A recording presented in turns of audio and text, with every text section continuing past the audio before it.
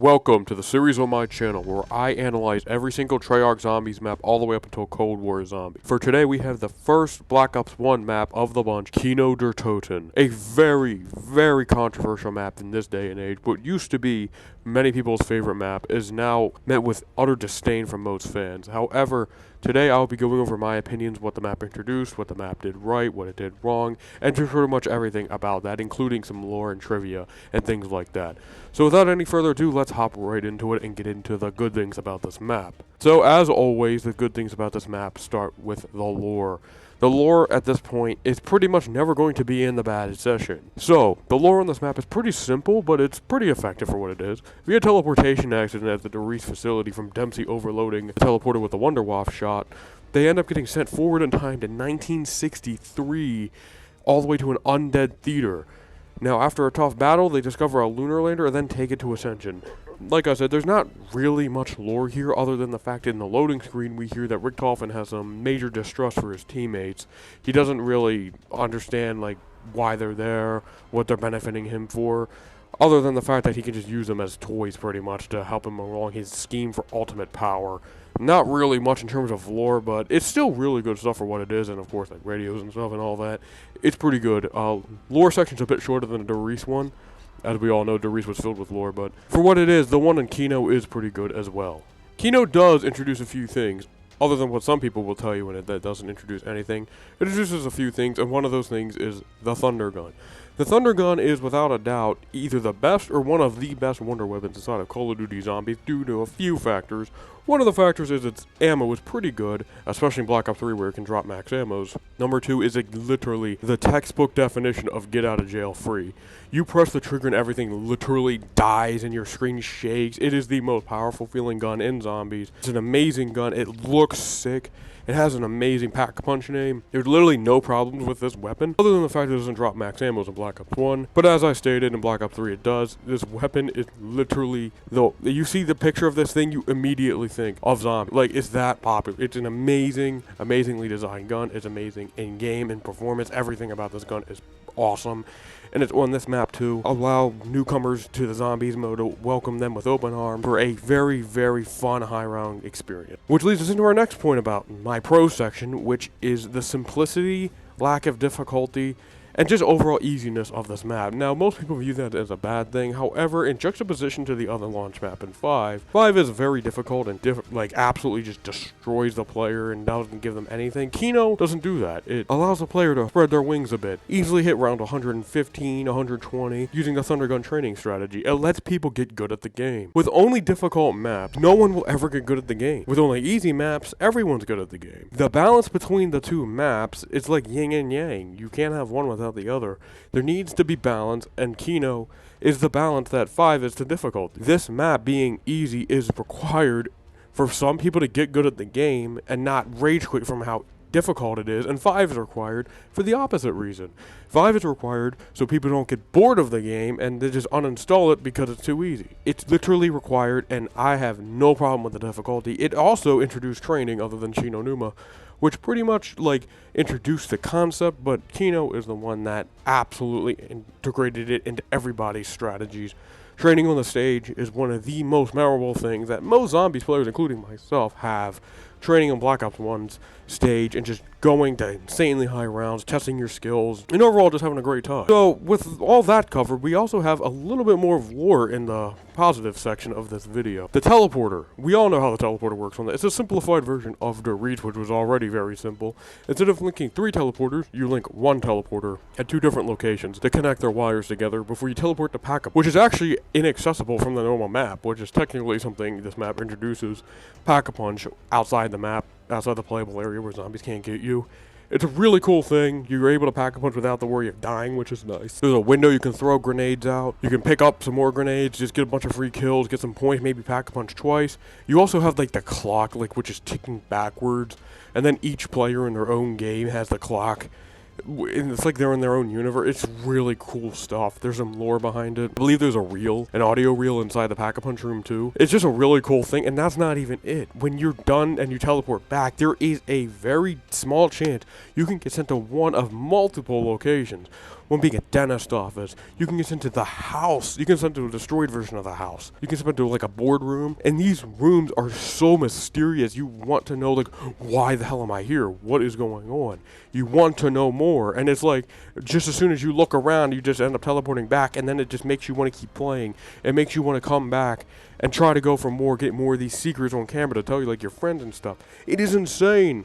Well, this map doesn't have a lot of straightforward lore. There's a lot of stuff in the background, which I feel like goes a little unappreciated.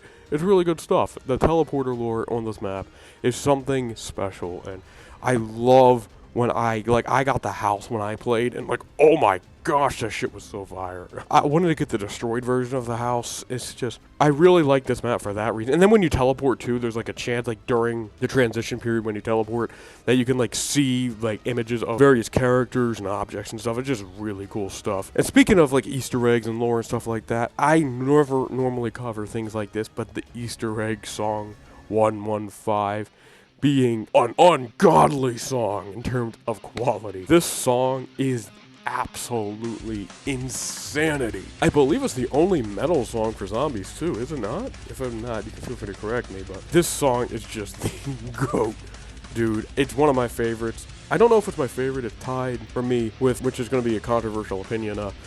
I think I like Alpha Omega's Easter egg song, I Am the Well. That shit is so fire to me. Regardless of such, this is still one of the best. I can't get over how good it is, and I'm not going to talk about it for too long, but you guys know how good it is, right? Also, this map introduces the fire pit. The fire pit trap is another trap on the map where you can just lead zombies through and absolutely eviscerate them. I know there's a bit of a stretch putting this in the pros list, but it introduces something new which comes back in future maps, and I feel like that's fair enough to put on the pros list, along with Quick Revive. Quick Revive now has a solo ability where it's only 500 points, and it revives you when you go down. Yes, I understand this is a Black Ops 1 constant, but this is the first map in the game, so I'm counting it as Kino introduced the Quick Revive aspect. Just another thing to make this map a little bit easier for solo players. Like, we have a lot of good stuff we talked about today for Kino. I mean, I was going into this as like, I was like playing as like, man, like, what do I have to say? But after being in the game for a little while and realizing all these little things hidden right beneath the surface, this map really does have a lot going for it. Along with some even more hidden content, which is on the Wii version. We're just going to quickly brush over some of the Wii notable exclusives on the Wii version of Black Ops 1. For example, the Thunder Gun, I hear, can reload after you shoot one shot. Normally, when you shoot the Thunder Gun, you can't reload it until you expense all its ammo.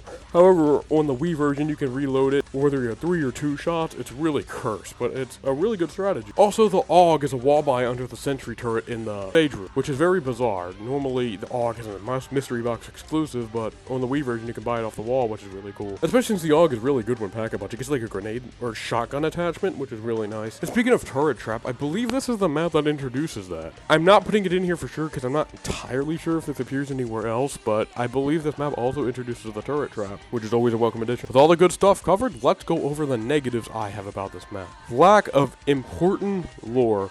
There is a lot of stuff hidden beneath the surface, as I said. However, like to say it's like Doris, which has like a lot of story implications, and like you have literally Richtofen sending Maxis to the moon, well, him to the crazy place, and then Samantha to the moon. None of that really happens on Kino.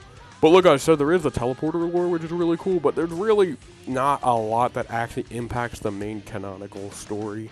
But it's still, what we have is decent, but it just doesn't really go anywhere, which is my biggest problem with it. This lack of important lore really does suck. We only have the characters going from Kino to Ascension, which is neat, but like it makes this map feel pointless in contrast to that. So, lack of important lore definitely hurts us, along with the fact there's no Easter egg.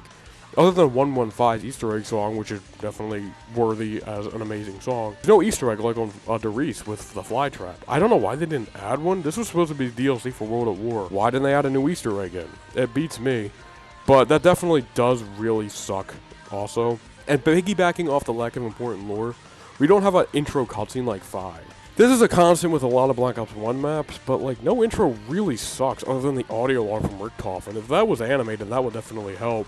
It's not the biggest deal, and to be honest, a lot of these cons are nitpicks, as I have to, like, I'm being honest when it comes to my cons. I really can't think of anything I don't like about this map other than these little things. And speaking of little things, there's very little to do on this map, which is a really big critique I have with it. There is nothing to do. You get the Thunder Gun, and then you train. That's all there is to it. It's extremely boring. You can only play this map maybe once, like a month or something like that, before you refuel, like your Kino energy just refuel up. It takes a while, man, because this map doesn't have anything to it, really. It's just an easy map. There's no really important lore which makes you coming back, other than the teleporter, of course. It's just a lack of things to do, and it gets really boring really quickly. And this also has my last point for the bad things, is how slow the early game is. When you unlock the Nova Crawlers from like round 6 all the way like to 18, there's some times where the end of the round can take 500 years to get here, which is a serious problem. I hate that about some of these maps. Like Noct has this issue where you just can't ever find the last zombie. It completely ruins the pace of the game, and it makes you just want to quit. And that is a serious problem. There's nothing you can do about it because of the Nova Crawlers, which is actually my secret last con. The Nova Crawlers are a terrible, awful, terrible addition to this map. Why they're here, it makes sense. They're like failed test subject, whatever. But that doesn't mean they're good. Just because you introduce something doesn't mean it's good. And these guys suck. All they do is you have to aim down. They're not harder to kill. They have less health than normal zombies. You just shoot them, and then they explode, and then your vision gets blurred. You need to switch your aim from the zombies in the train down to kill one zombie. It doesn't make it harder. It's tedious and obnoxious. And then, like I said, it makes the round take forever to switch. Like, it's just awful. This map is really good in my opinion, but it is not something I play very often, and that is because of these pieces of crap. These pieces of shit. They have no place here. They are terrible additions. They come back in way more maps than I would care to admit. Like, it's terrible. They're awful. I hate them. They're easily the worst part about this map. The story, whatever, who cares? But, like, these guys actually are, like, they are so bad, it's like map ruining for me. Oh, man, I'm going to go here for like 20 minutes if I don't end it now. So I'll stop talking about these guys. But, oh my goodness, these guys are terrible. It is just... They're the worst part about this map, and it's not even close. But anyway, that brings us to the end and my conclusion on what I think about Kino. I think it's a fantastic map, minus the Nova Crawlers. So it's just a decent or alright map, a good map for me. It's not amazing, fuck no. It's not great, no. The cons, while some of them small, do add up, and combine them with the Nova Crawlers definitely hurt this map for me, and it just makes it a little above average, which is definitely okay, and I do think the map is still hated on a little too much. For what it did in making the map so easy so other people could get onboarded to the mode easier is something I feel like is super underappreciated. Without this map, there wouldn't be as many zombies fans as there are. If you can find any nowadays, that is. Regardless, there still wouldn't be as many zombies fans as there are now without this map, and we all should thank this map for at least doing that, regardless of your stance on the map.